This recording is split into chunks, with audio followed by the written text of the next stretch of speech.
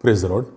આજે આપણે રોમનોને પત્ર તેનો 8મો અધ્યાય અને તેની 18મી કલમમાંથી પ્રભુના વચનો જોવાના છે। વચન આ પ્રમાણે છે, કેમ કે હું માનું છું કે જે મહિમા આપણને પ્રગટ થનાર છે તેની સાથે આ વખતના દુઃખો સરખાવવા જોગ નથી। આમીન। આ પ્રભુનું વચન છે, રોમન 8 અને તેની 18મી કલમ।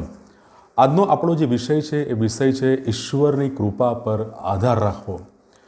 પ્રેરિત પાઉલ એ કહે છે કે આપણને જે મહિમા આપણને પ્રગટ થનાર છે, જે મહિમા આપણને પ્રગટ થનાર છે તેની સાથે હાલના જે દુઃખો છે, પીડા છે, વેદના છે, યાતના છે, સતાવણી છે એ સરખાવવા જોગ નથી।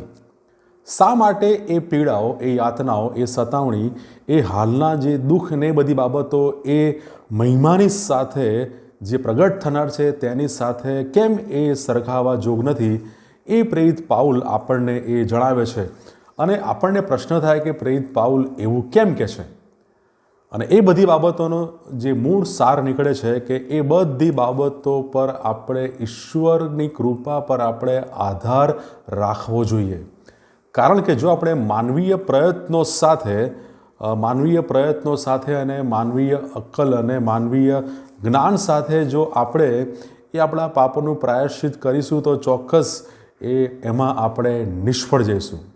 આપણે આપણી પોતાની રીતે કોઈ પણ રીતે પાપોનું પ્રાયશ્ચિત આપણે કરી શકતા નથી, પાપોની માફી આપણે પ્રાપ્ત કરી શકતા નથી અને જે શક્ય નથી। અને એનાથી એ માનવીય પ્રયત્નો પર આધાર રાખવાથી આપણને સ્વર્ગમાં જે પ્રવેશ છે તે પણ આપણને પ્રાપ્ત થઈ શકતો નથી। અને આપણા જે દુઃખ છે એ દુઃખ, એ વેદના, એ પીડા જે ભવિષ્યની જે આવનાર જે મહિમા છે એની સાથે આપણે સરખાવી શકતા નથી। એ એટલો વિશેષ અને એટલો પ્રભાવશાળી અને એ ગૌરવશાળી છે। માટે સતાવણીમાં જે પીડા યાતના જ્યારે પાઉલ સહન કરે છે ત્યારે એ આ જે ખ્રિસ્તનો જે મહિમા જે પ્રગટ થનાર છે એની વિશે વાત કરે છે।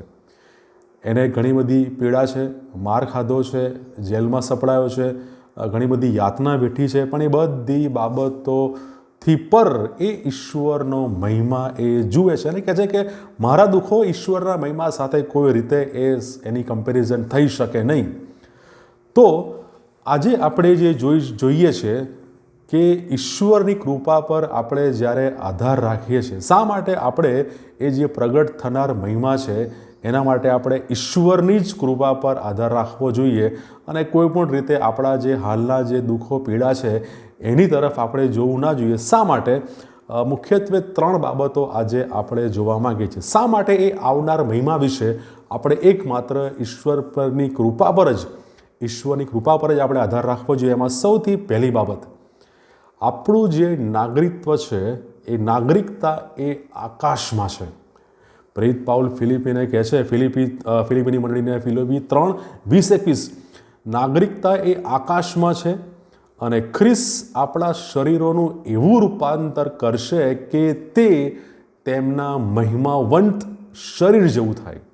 શા માટે આપણે ઈશ્વરની કૃપા પર આધાર રાખવાનો છે? કારણ કે આપણું જે શરીર છે એ ખ્રિસ્તના જેવું, એ મહિમાવાન શરીર જેવું થશે।